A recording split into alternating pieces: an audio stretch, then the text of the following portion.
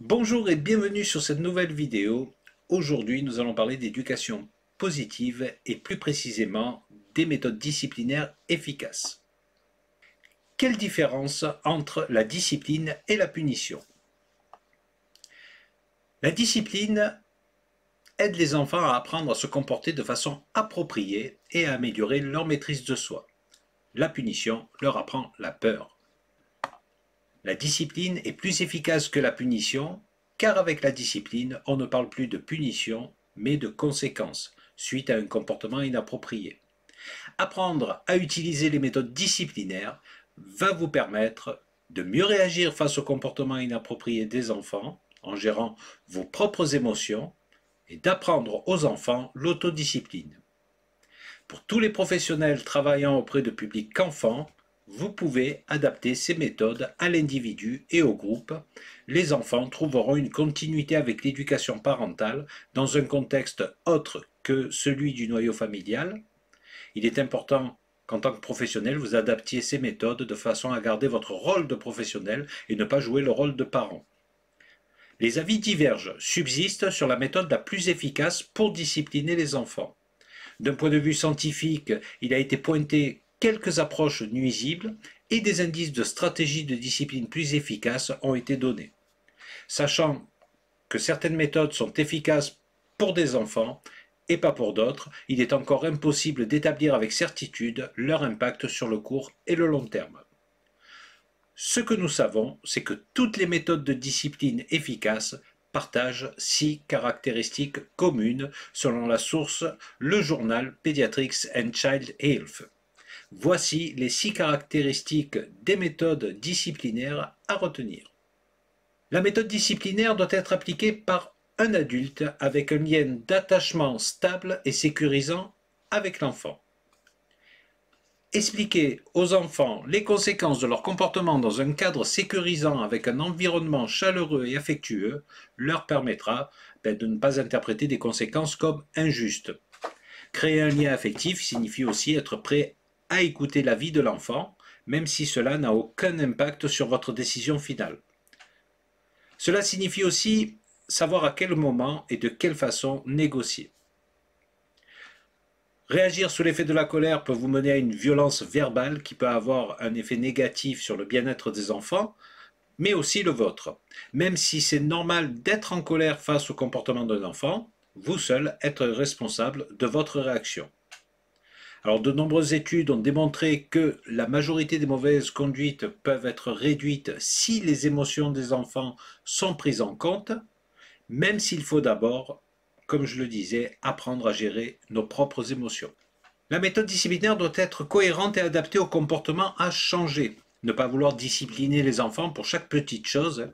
La discipline est plus utile et plus efficace pour modifier un comportement inapproprié précis, spécifique, et une cohérence avec les conséquences appliquées, et uniquement pour ce comportement, rendra votre méthode efficace. Choisissez un ou deux comportements, se concentrer uniquement sur eux jusqu'à ce que le comportement désiré soit atteint et vous pouvez passer à un autre. Il a été prouvé par des experts que la méthode choisie est plus efficace quand les conséquences sont appliquées dès que le comportement inapproprié de l'enfant paraît. Ce sera plus efficace que d'essayer de corriger tout ce que vous percevez comme mauvais comportement. La méthode disciplinaire doit être perçue comme juste par l'enfant. Votre méthode sera probablement efficace si l'enfant perçoit les conséquences de ses actes comme justes et en étant conscient des conséquences de ses actes au préalable. Il doit savoir quelles conséquences pour quel comportement, comportement agressif, mordre, se blesser, blesser les autres, etc. En encourageant les enfants à participer au processus décisionnel, vous augmenterez leur respect pour les décisions prises et vous les aiderez à considérer les conséquences pour mauvaise conduite comme justes. La méthode disciplinaire doit être adaptée à l'âge de l'enfant. Pour qu'une stratégie soit efficace, il faut tenir compte de l'âge de l'enfant. Chez les 2 à 6 ans, difficile de les raisonner, la mise au point fonctionne bien. Les plus âgés tirent profit de la négociation. Il est important de faire la différence entre un comportement inapproprié d'un comportement normal. Taper est un comportement inapproprié. C'est un acte ou une réaction volontaire. Même si c'est un acte inapproprié, il faudra être à l'écoute de l'enfant, prendre en considération si c'est un acte de défense ou d'agression. Les conséquences doivent être adaptées à l'ensemble des paramètres du comportement. Renverser son verre d'eau sur la table accidentellement est un acte normal. Il n'est pas volontaire. Taper dans son verre d'eau pour le renverser est un comportement inapproprié, c'est un acte volontaire. Ensuite, la méthode disciplinaire doit être en lien avec la nature de l'enfant. Un espace calme est souvent très efficace pour de nombreux enfants. La mise au coin marche mieux pour d'autres. Vous devez utiliser une stratégie disciplinaire en ligne avec la personnalité de votre enfant et la vôtre.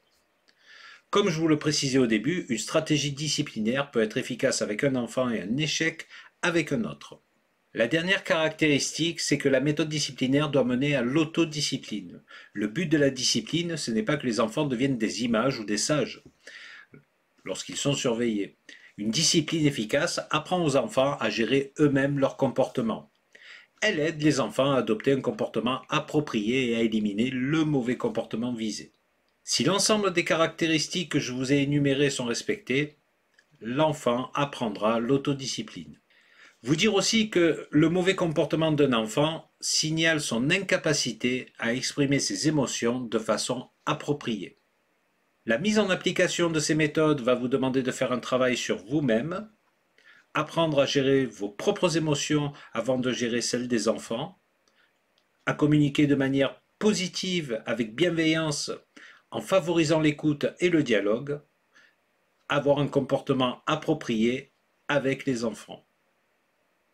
Avoir une compréhension plus juste sans jugement des comportements des enfants.